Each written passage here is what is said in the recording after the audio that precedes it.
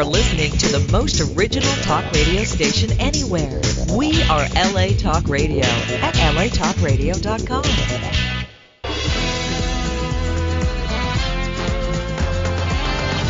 You're listening to Oscar's Guitar Shop with Oscar Jordan, right here on LA Talk Radio. Igor, would you give me a hand with the bags? Certainly. You take the blonde and I'll take the one in the Taven.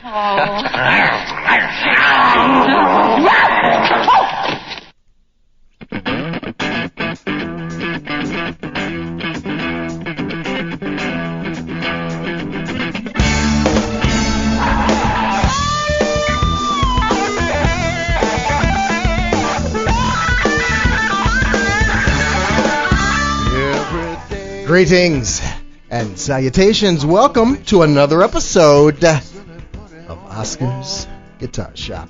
I'm Vintage Guitar Magazine contributing writer Oscar Jordan, and I am burdened with glorious purpose. Yes, I am. Yes, I am. Yeah, they love me. That's my audience, and they are in full effect. Yes, very beautiful people. Don't make me call security, though. Yes. They don't get enough. Hey, guess what I did? Guess what I did? What did you do? Thursday, I went to the Viper Room. Guess what I did at the Viper Room? What did you do at the Viper Room on Thursday? I saw Queensryche. Oh! What?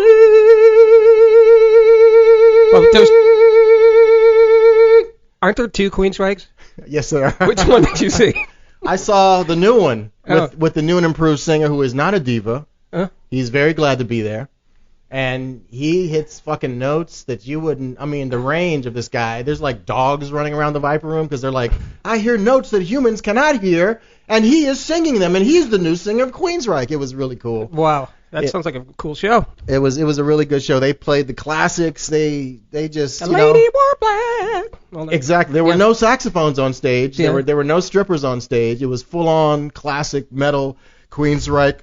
All alone now, except for the memories of what we had and what we knew. You know, that's amazing. I like that impression pretty good. Huh? I'm not going to sing anymore today. That's it. I'm done. That's my Jeff Tate. Ladies and gentlemen, this is Oscar's Guitar Shop, and there is no such thing as a free lunch. If you would like to support the show, you know what to do. You go to oscarsguitarshop.com, you click on that button, donations to the show, and then you send food stamps or quarters or pennies or $900.50, whatever you want to send. I would really, really appreciate it. It helps things running. We're in our, I think we're in our 19th episode right now. This is, really, really cool. We've had some cool people. And I want to keep it going. I want to keep this going because I really enjoy this, and it's very insightful. We get to talk to some cool people, get into their creative process, what they do, how they do it, musicianship, and most importantly, time management. That's what it's all about. Yeah, time management. How to get shit done. That's right, because you artsy-fartsy people, you need to get it done. Oscar's Guitar Shop is powered by Music Connection magazine, informing music people, industry professionals, and support services since 1977. Visit them at musicconnection.com. Also, True Tone Music. Visit them at truetonemusic.com, making your music come to life. And now, it's time.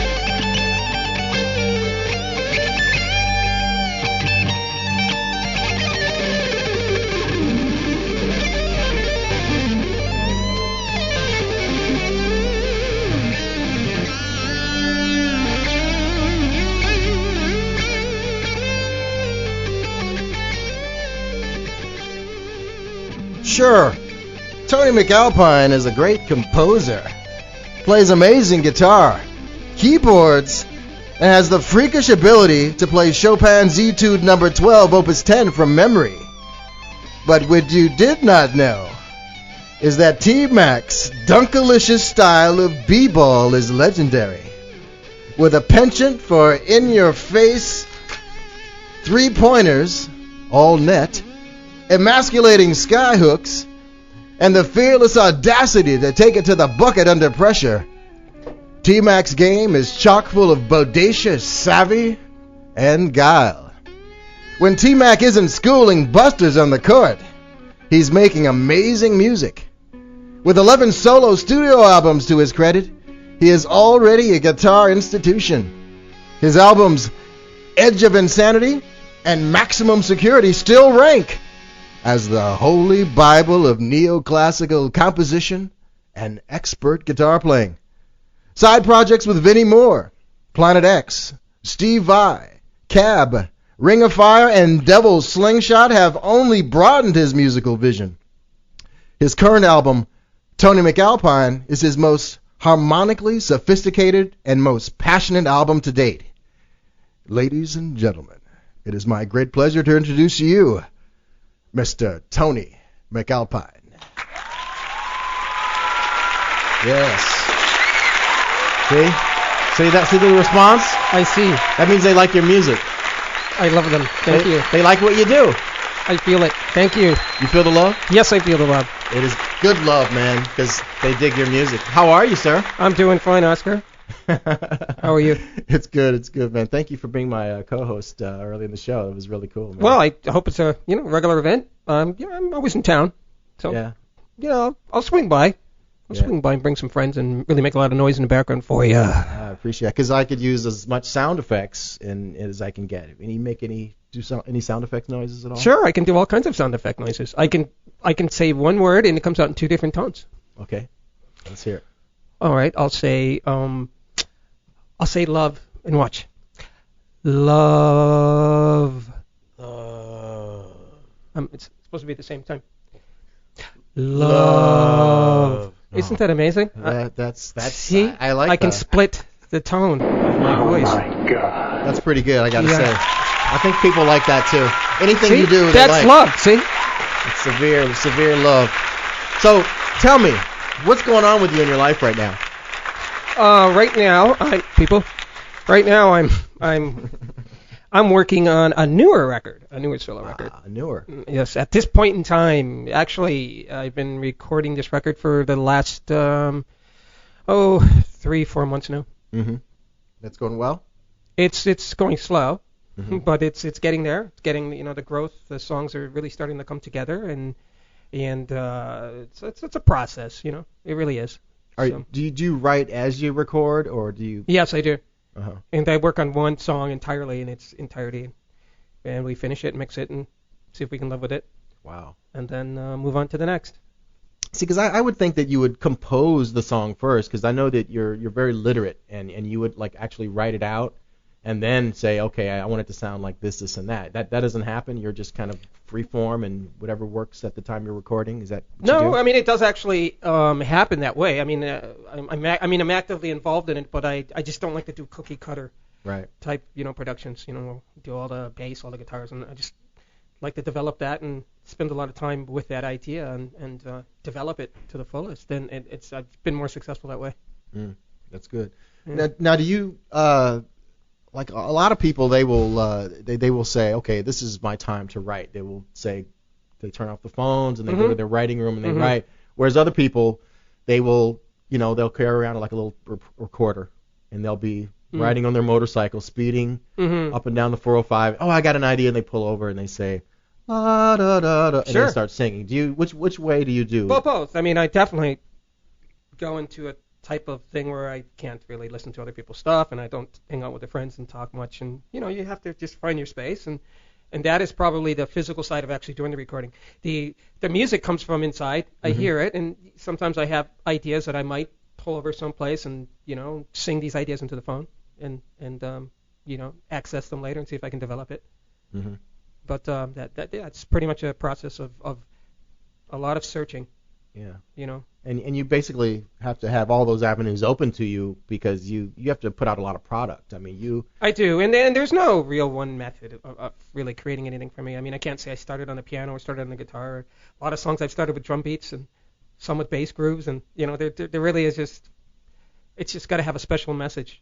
Mm-hmm. And I've created a lot of things that were really actively involved tracks, 32, 40 tracks of, you know, music, and then there was nothing there. I mean, you've gone in and said, okay, here's this cool drum groove, and then you're adding, and then you have nothing at the end. I've built up a lot of things like that, yeah. I mean, I've write a lot of songs just to make them on the record, and then there has to be a thread work of continuity. Mm-hmm. There has to be something for me, I mean, my opinion, for what I'm doing, and something reflective on the time. I'm convinced that, you know, this is going out to the artsy-fartsy artists, the songwriters out there, who will say, oh, I got to wait for my great idea to happen before I create. I think that's the wrong idea. I think you really have to just go to work and create a lot of bad shit and put it away, and before you get to the good shit. Well, it's true. It's true. I mean, you know, I remember those very early records. Mm-hmm.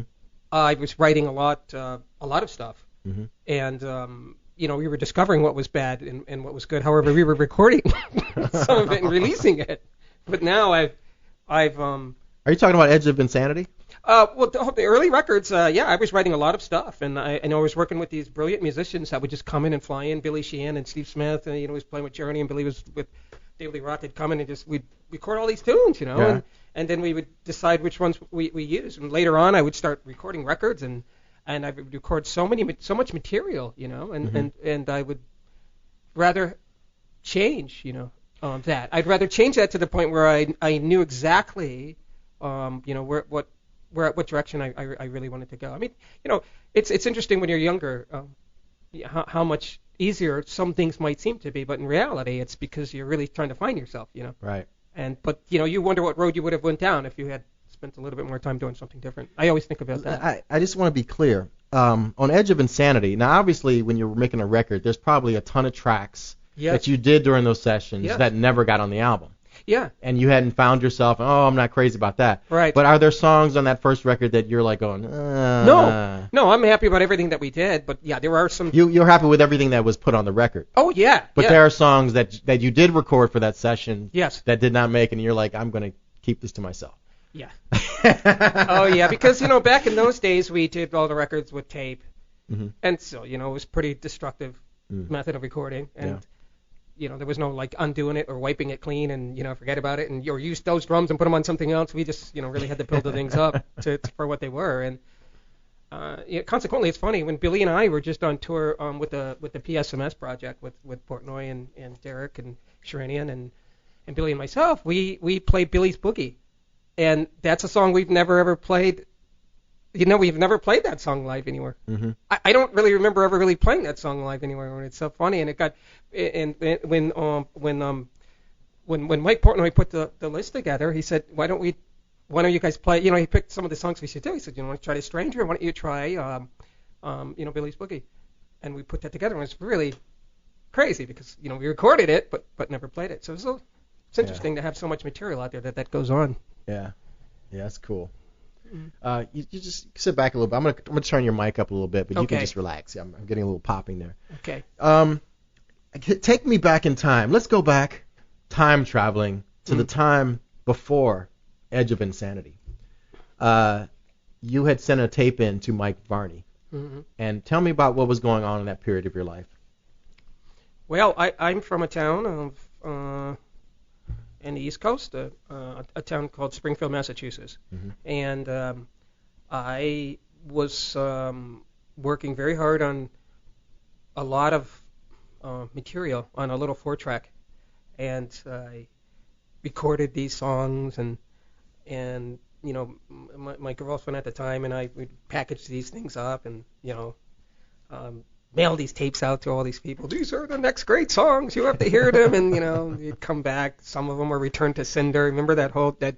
Oh, yeah. You know, it was a lot of that. And really it just took a lot of wondering and, you know, should I do this? Is this going to happen? And finally, Mike Varney calls my house, you know, one day and talks to my mother. And I thought it was one of my friends. So, I mean, that's the whole thing started to me like a joke. He called the house and he's like, hey, this is Mike Varney. And my mother's like, Mike Varney's on the phone. I'm like, Mike Varney's on the phone. You're right. Get out of here. And I picked the phone up. I go, I don't know who the hell you think you are, but don't call you again. Really, seriously, hung up on the guy. He called back again, and it really was him. And a brilliant guy, really into such a networking of all these musicians, and that was really the start of it. That's really how it went down.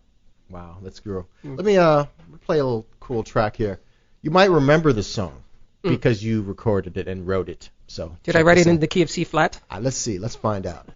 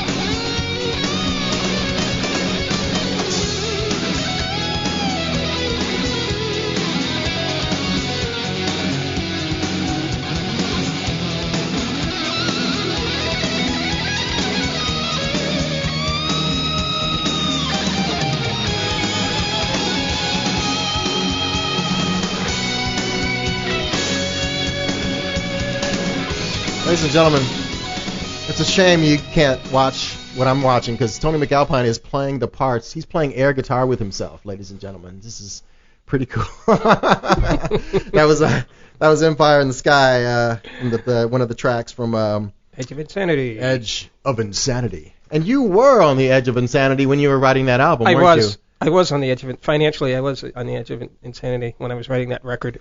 Man. When you say insanity, you have to make your voice really low. Insanity. Edge of Insanity.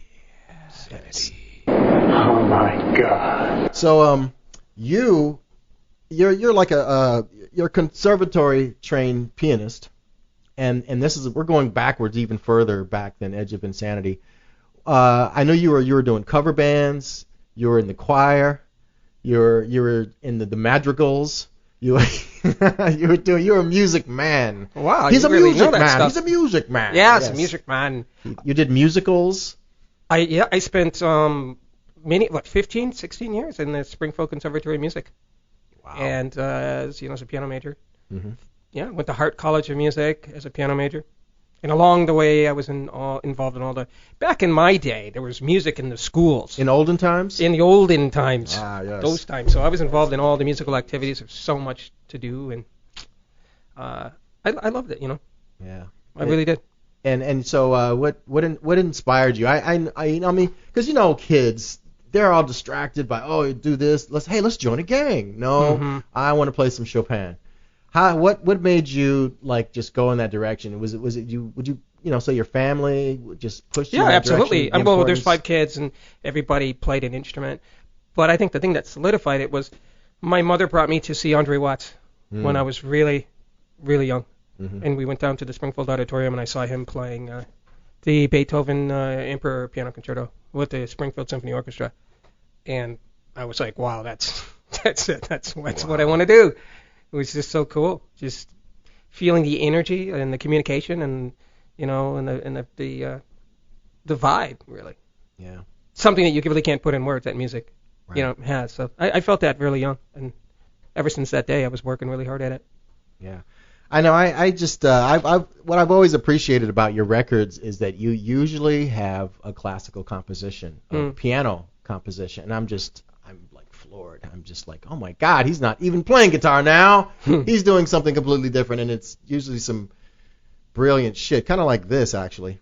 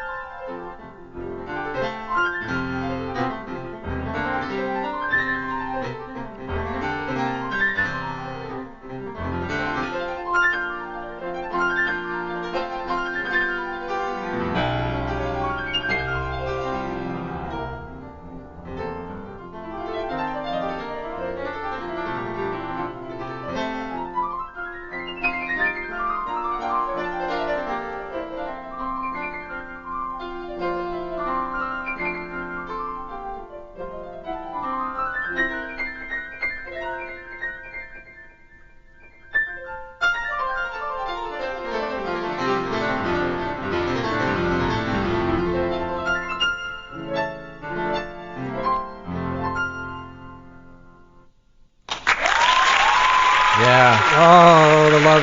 You like that? Chopin Etude, Opus 10. That's number 8. That was Chopin's Etude number 8, Opus 10 from the Tony MacAlpine album Chromaticity. In F major. That was great. So I was reading things that was written on the internet, which, as you know, the internet always speaks the truth. Are you going to put out a classical album one of these days of just piano concertos and? Well, I am definitely going to. I don't know if it's going to be I don't know if it's going to be an album, but it'll be a DVD. We're working on that. Oh wow! And I would like to incorporate some chamber music. I'd like to work also with some other younger artists, perhaps in some of these music schools that we're so lucky to have in our vicinity here in Los Angeles, and or in what other place. And I'd like to do some solo piano stuff and interact with some other violinists and things like that of that nature. Because I played so much of that stuff in school. Right. Yeah, that's where a lot of the influence for me to write instrumental music came from. Was playing all these Mozart and violin piano sonatas and Beethoven's duos and all that stuff. Yeah. Well, I got to tell you, because I'm Mr. Music Freak, guitar freak, and there's that whole neoclassical genre, and your take on it has so much more credibility. I am blowing smoke up your ass, so I'm not even. But I mean, you know what I mean? It's the difference between like a guy who, I used to play blues rock, but now I'm going to start using the harmonic minor scale, for example, and that's a whole different thing than just digging for hours and days and years through Chopin or Beethoven or Bach or partitas and just that's a whole other discipline that really informs your music, and even in your fusion stuff. Yes. I hear that influence. Yes. Well, there's such an active there's a devotion that you have to have committed to the different styles. Mm-hmm. Yeah, you really just can't listen to something and say you're influenced by it. I mean, you really actually have to start reading it and knowing the meaning as to why certain things were written. Right. I think only then, as you know, only then it's really going to have a profound effect on you. But a lot of musicians, that's why I kind of always stress to people, it's such a wonderful thing to be able to read, because you can shut your ears off and you can look at things and discover things and read them and learn them, and the process of learning is a wonderful thing outside of really just going to a concert and hearing something and then go home and go, okay, I'm going to play like that because that's something I heard. Right. I mean, that's good too if that's what you want to do, but you're not really flourishing and developing anything, deep down inside. Yeah, and for me personally, just for example, like listening to like Haydn and hearing, say, some of his violin concertos and just going, damn, he fucking wrote this when he was 12. Yeah. I'm just like, holy crap, Yeah. And then, and people are going gaga over like these YouTube videos of like 11-year-old kids playing Smoke on the Water or something. Yeah. Like, it's just not the same. But it was fun, for instance, to take the electric guitar and I would read certain parts of, any various pieces that we're talking about and try to put them in some kind of form or something. Back then it was with a drum loop, and I would put these ideas down and I would and I would play with them over these vehicles. Yeah. And so to speak. And it was fun, but I couldn't really establish a writing form until I somehow stumbled across, mixing the solo improvisational feel of it with these melodies, these motifs and stuff. And then I really started to develop a style. I think by the time I did Maximum Security, I was on to the vibe of the wildness of it, just the intensity of the drums, double bass and the speed and the, songs like Hundreds of Thousands and The Vision. I was really starting to find what it was like to have the feeling of that type of music influencing what I was trying to do with the guitar. Yeah. It's really interesting because of the classical players I know, they're terrible improvisers, and they have no interest in composing. They I have some friends, and then they would just simply read, and they would interpret, and that's what they do. Yeah. And you've come from that world, and you've added rock improvisation, and I gotta say this. This is the funniest shit. People who know you from your albums, I truly feel like they don't really know you until they've seen you with Cab. Oh, okay. You know what I mean? Okay. Because it's like I saw you. This is a few years ago at the Baked Potato playing with Cab, and interestingly enough, it was Virgil Donati on drums. Virgil Donati. Because he was sitting in because I think Dennis was out, and you guys were like cueing him the whole time through the whole show. Yeah, here, don't. Oh yeah, there we go. No, and he would nail. And Virgil Donati's a monster. Yeah, unbelievable player. But it's more of a funk jazz thing. It is. And people who have not heard Cab should, because it's like Tony MacAlpine in a whole different context. And it's like all of a sudden, Tony MacAlpine is a funk jazz dude. Well, the original lineup was Dennis Chambers. Right. And Bonnie Burnell and Patrice Rushen. Patrice Rushen, yeah. And then, was really focused on that groove kind of thing, and Bunny's, jazzy funk kind of feel. Did you ever cover Forget Me Nots? No, she would never never do that stuff around us. Because you should, I could just imagine you covering Forget Me Nots with shred guitar in it. Yeah, she never. No, she wouldn't talk too much about that the past. No. Yeah, she's such a talented player. Yeah. Patrice Rashon is just so amazing. Yeah, it's great and stuff. And tiny little hands, she really, baby fingers is the nickname. She's got the smallest little hands. It's unbelievable. Yeah, it's cool. It's great stuff. Mm-hmm. That just blew my mind because I think people kind of they put you in a box. This is Tony. This is what he does. But if you have not heard Cab, I think you should. Here is a tune that I think you should hear, and I'm going to play it right now. And you'll probably know this tune because you have Tony MacAlpine's current album. And if you are truly cool, you'll have this bonus track that's called Donostia. Is that how you pronounce it? Donostia. Donostia. Hey, what are you doing? What are you doing? It's called Donostia.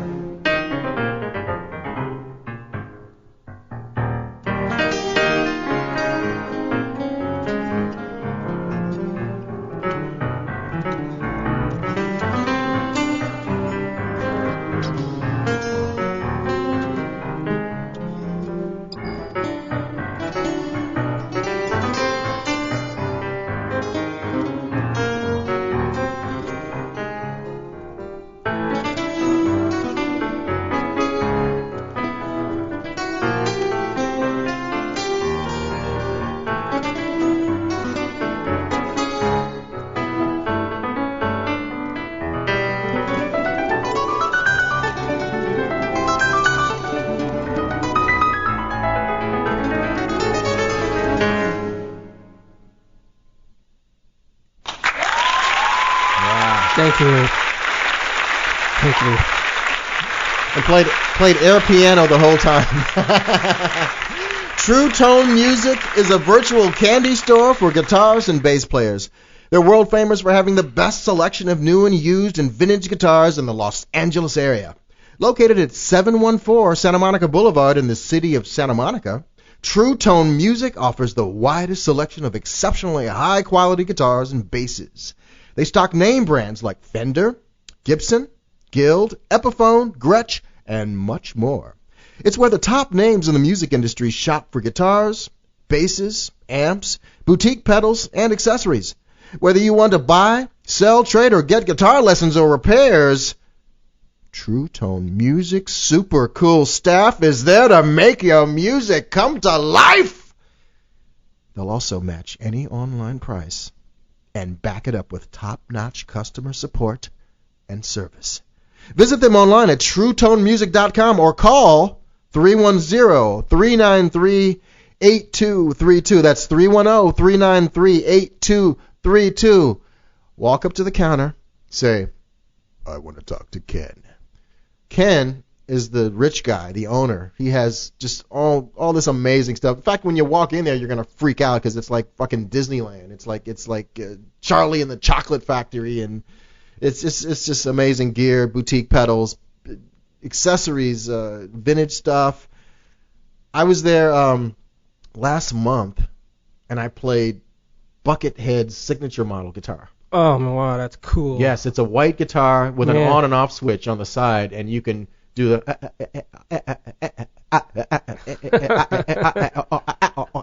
It's really cool. So if you want to go and play Buckethead's signature model guitar, go to True Tone Music.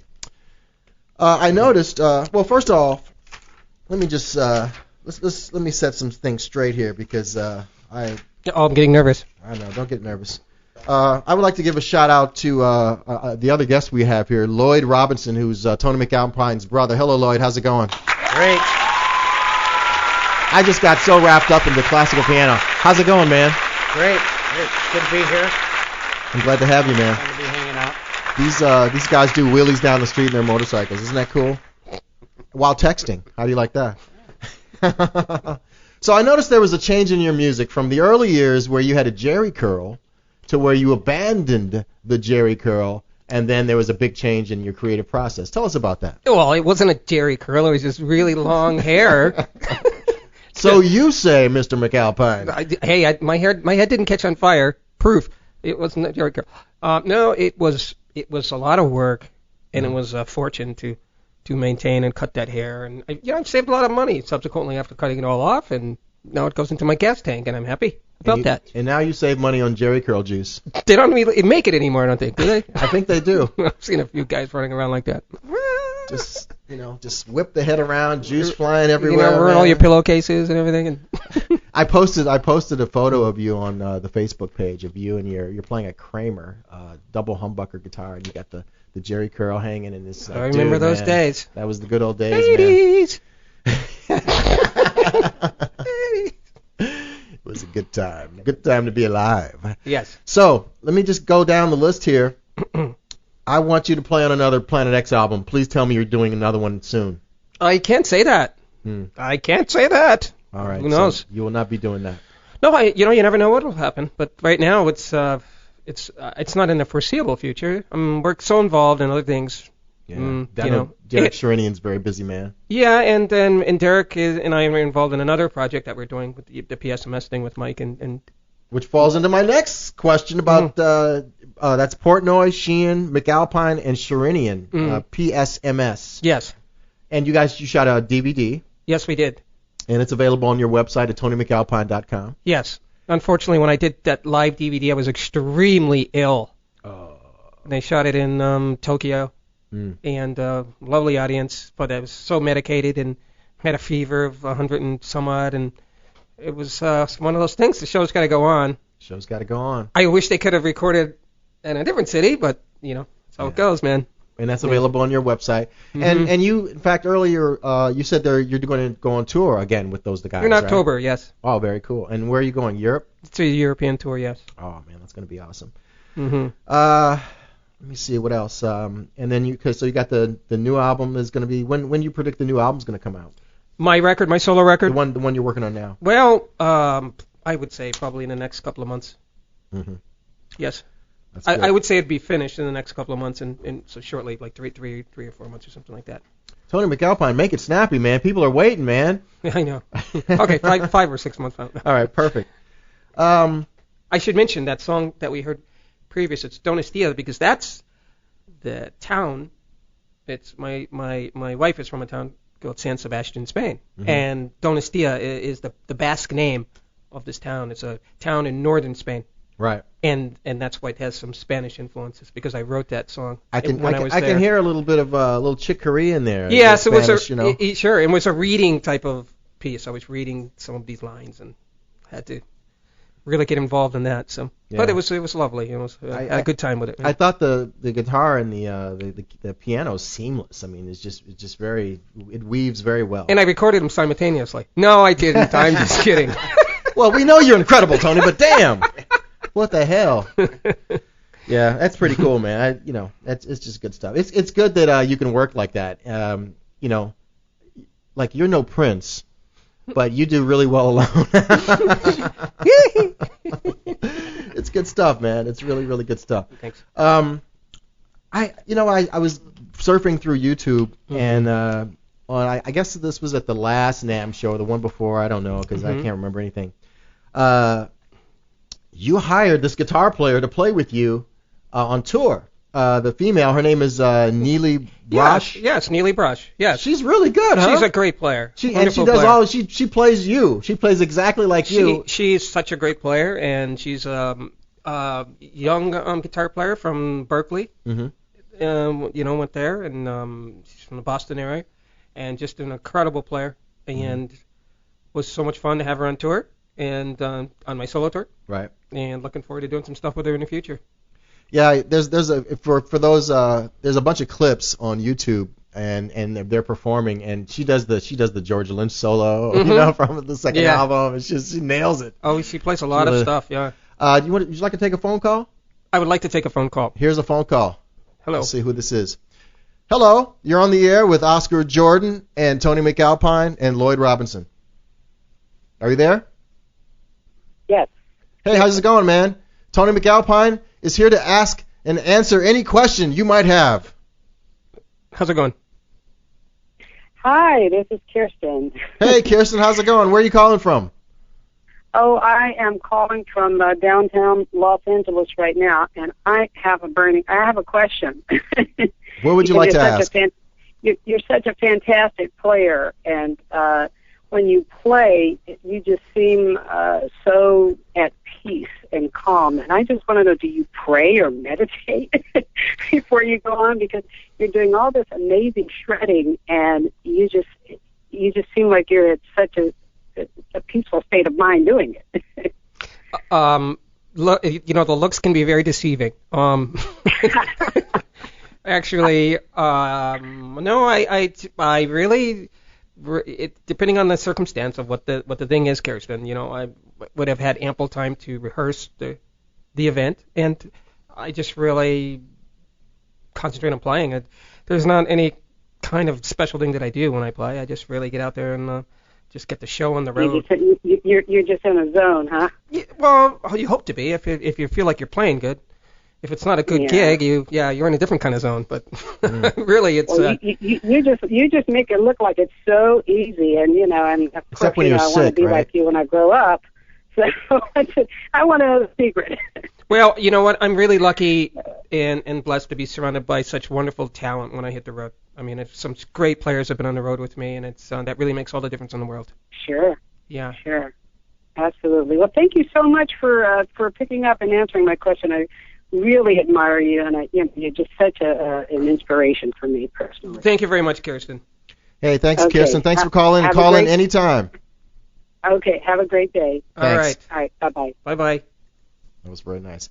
I'm going to play this song. Why? Because it's my show, and I'm going to do it, and I like this song. You might remember this.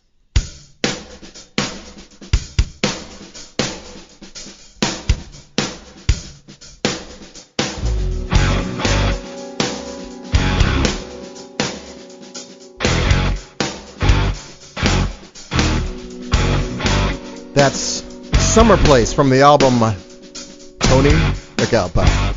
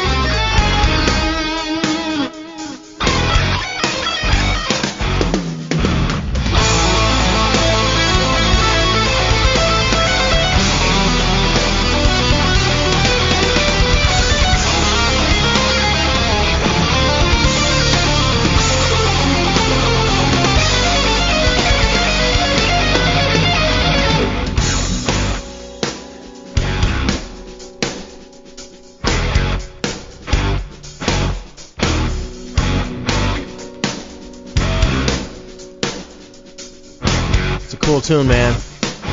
I really, really dig that. Thank you. So now it's time for that special part of the show called The Burning Question. The Burning Question. It's called The Burning Question. Are you ready for The Burning Question? I'm ready. All right, here we go. The topic is drummers. Virgil Donati or Dennis Chambers?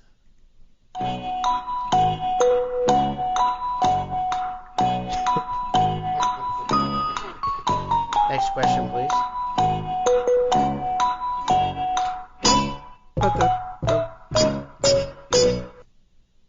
So, Virgil Donati or Dennis Chambers? That sounded like somebody playing a xylophone, and I don't know. What's the question? Who do you prefer? Who do you prefer to play with? Oh, they're just both remarkable players, really. You think so? And two different. Just because Dennis Chambers played with P-Funk when he was 17 doesn't mean he's that good. And really. and Santana and Steely Dan and all that. Yeah, what a player. And just because Virgil Donati is the greatest drummer who ever lived, the master of time, who wrote Alien Hip Hop, which is the coolest tune ever.